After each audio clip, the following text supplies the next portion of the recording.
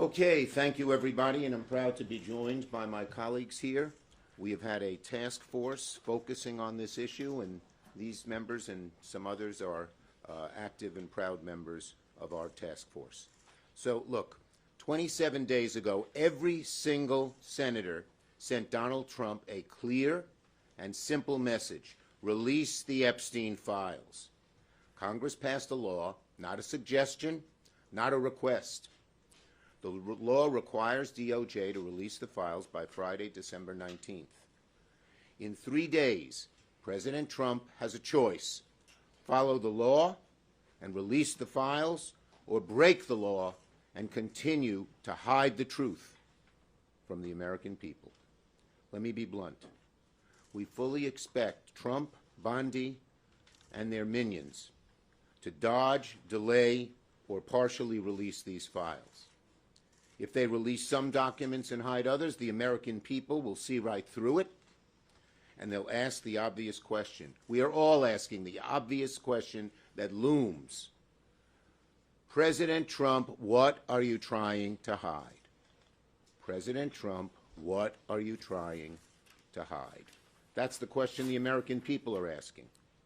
Now, over the past few weeks, Senate Democrats, including my colleagues here with me, have been preparing for every scenario. We're working with the victims' attorneys. We're working with legal experts. We're working with people very familiar with this case to ensure full compliance of the law. If the administration withholds some documents unlawfully, we will know. If they abuse narrow exemptions to hide the truth, we will know. And there will be serious legal and political consequences. This law passed with near unanimous support. The survivors deserve the truth, and the American people are demanding it. This isn't political. Democrats and Republicans agree. The American people deserve the truth. So, Donald Trump, release the Epstein files. Stop hiding. Stop delaying. Come clean with the American people. And if you don't, the question will only get louder and louder and louder.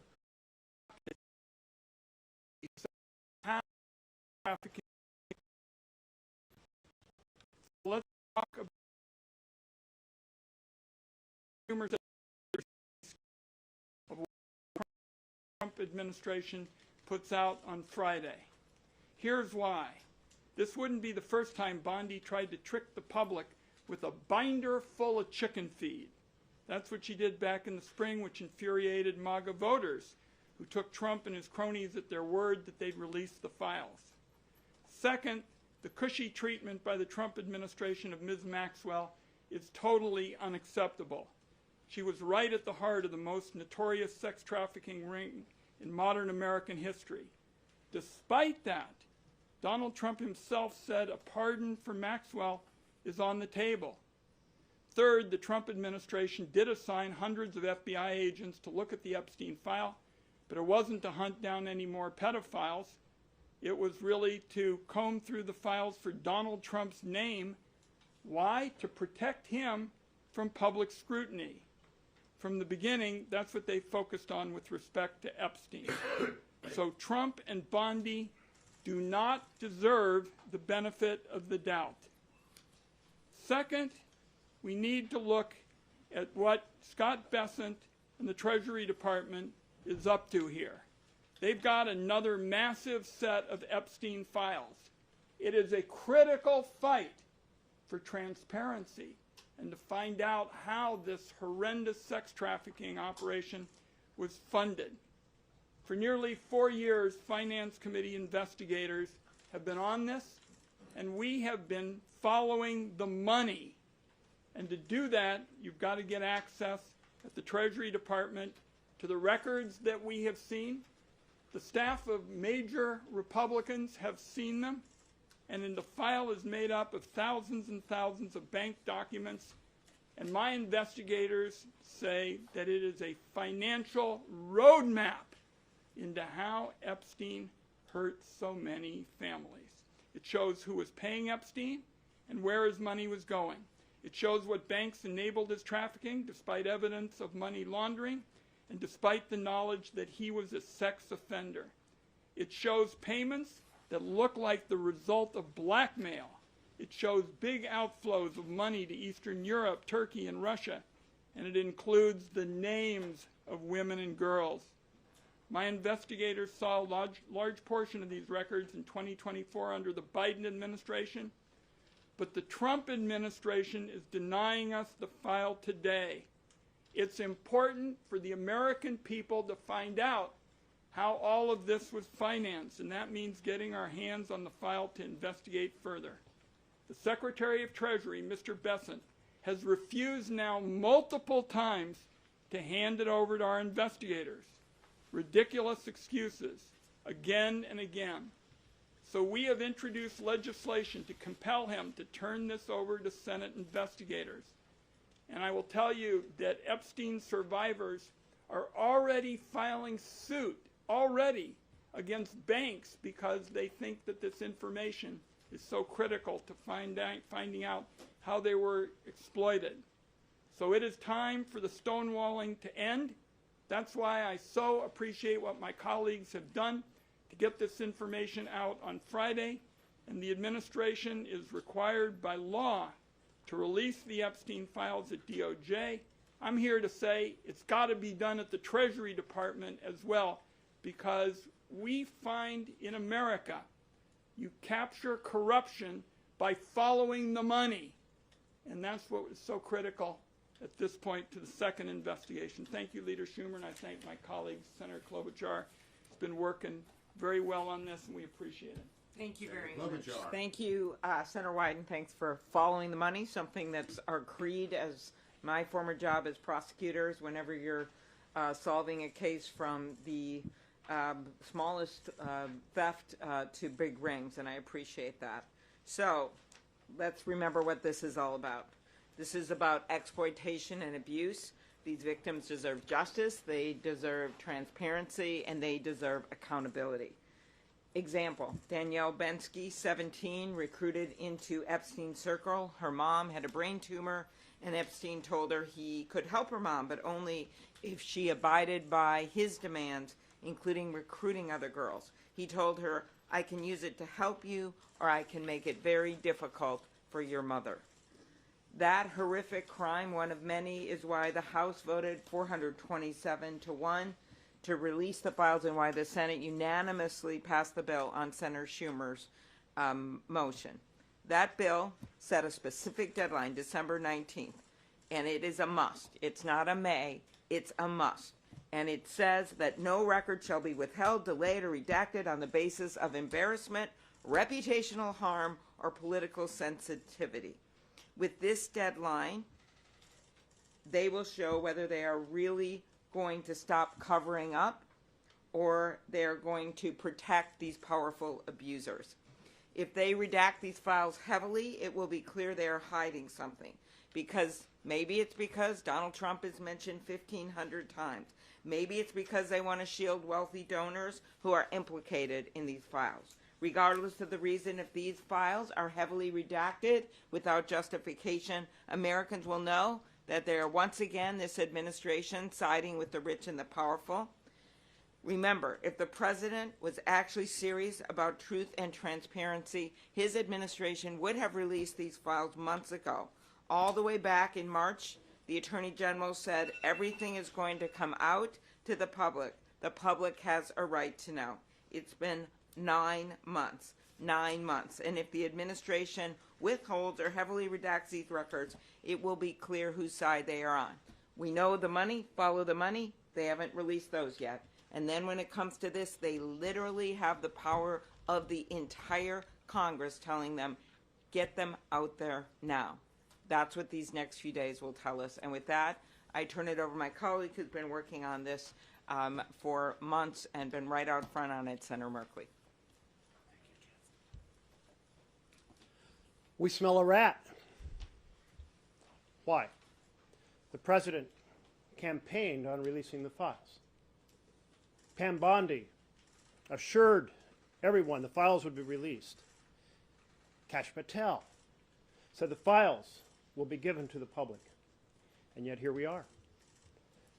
Not a single bit of these files has been released.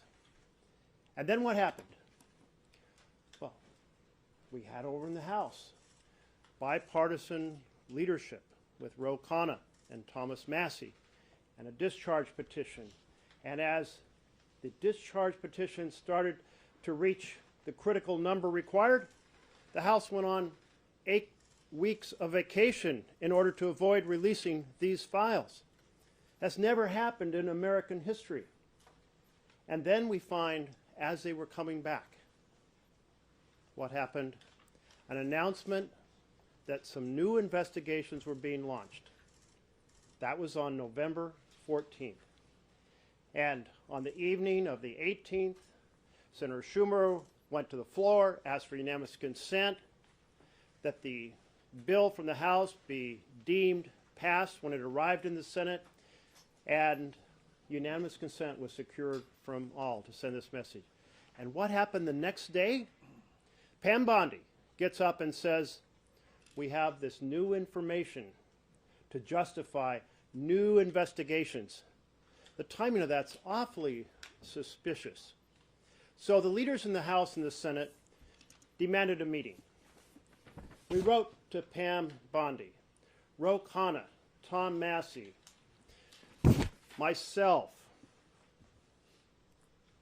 Ben Ray Lujan, and we were joined, and I welcomed the bipartisanship of Senator Murkowski to say, we want to know what you're up to. Meet with us and explain these new investigations. What is this new evidence?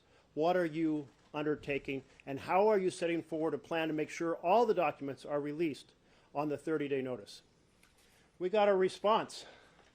The response was, we acknowledge receipt of your letter. That's it. So one of the things to watch for is the argument that vast sections had to be redacted in some cases to defend the integrity of some newly invented investigations.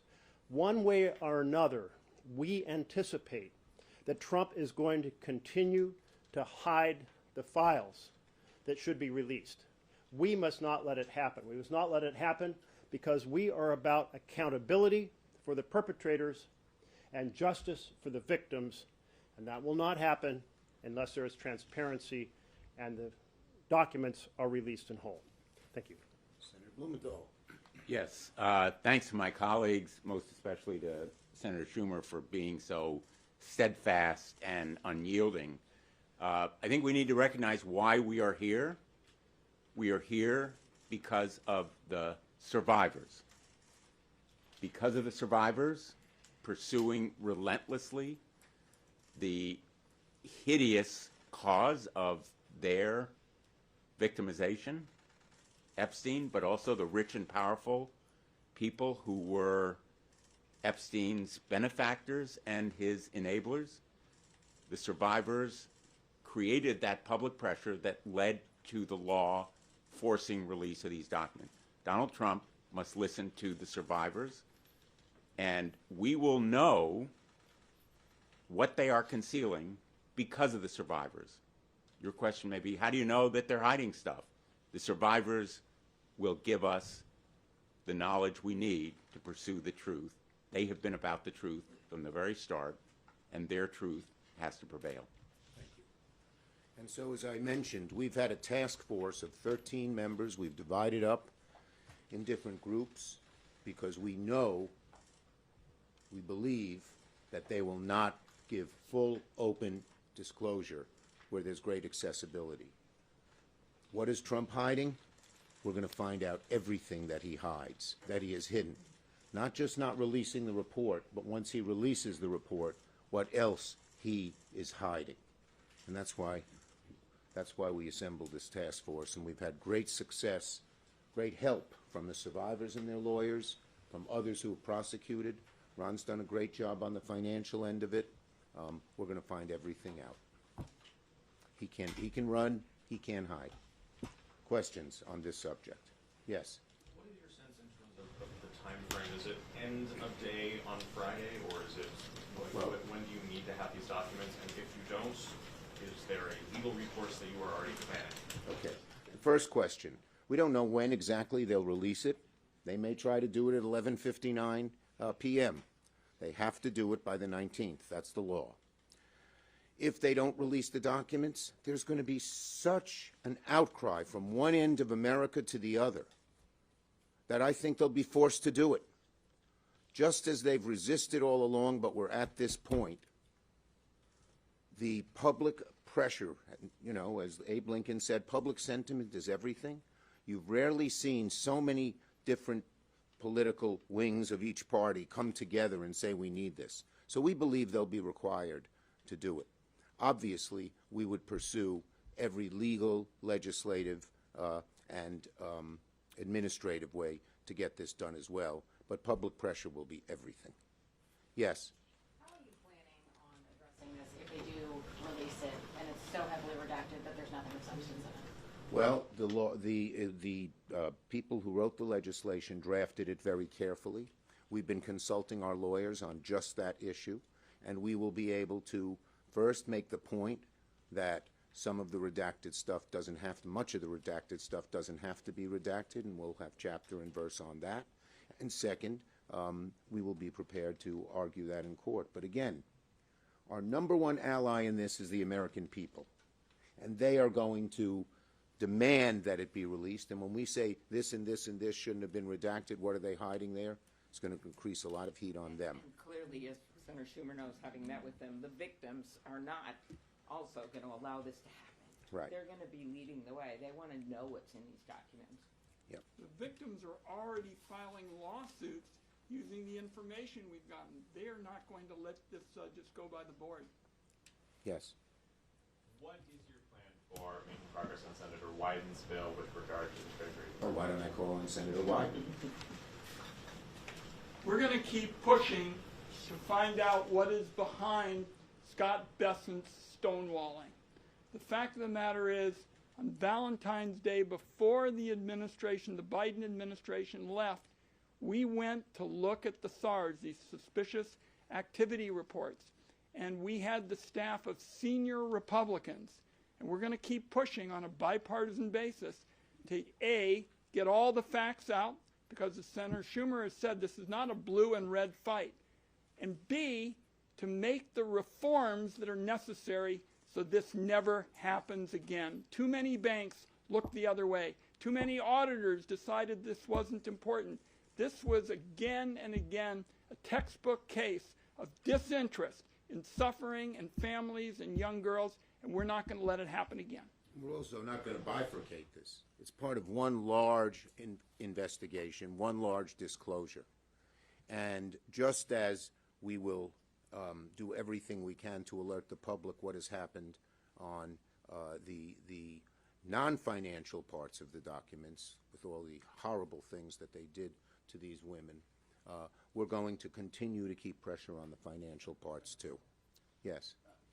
So let's say these files do get released. Is it just going to be a public release, and you all are just going to let the American people go through them and come to their own conclusions? Or will Senate Democrats, will there be a coordinated campaign? Will there be anything that we can expect next year when you all? Well, the first step is to get them all released. That will be our first job. And then once we have the releases, obviously, it's going to be clear as could be to the American people what has gone on here.